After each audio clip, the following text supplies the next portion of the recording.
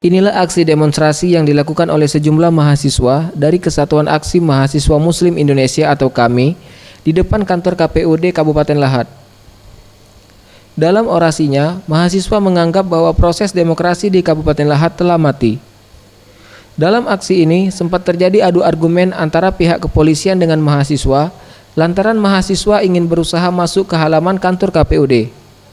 Ketegangan tersebut mereda setelah Ketua KPUD Lahat menemui para pengunjuk rasa untuk berdialog. Unjuk rasa yang dilakukan mahasiswa ini mendapat pengawalan ketat oleh pihak kepolisian dari Polres Lahat.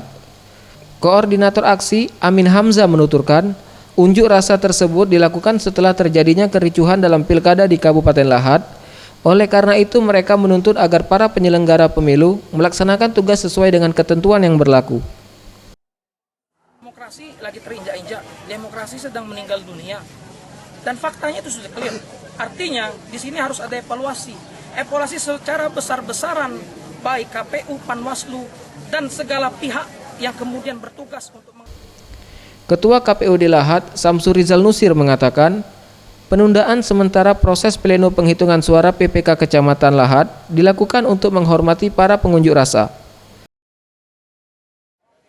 Jadi sebagai bentuk penghormatan kami terhadap yang menyampaikan aspirasi di KPU Lahat.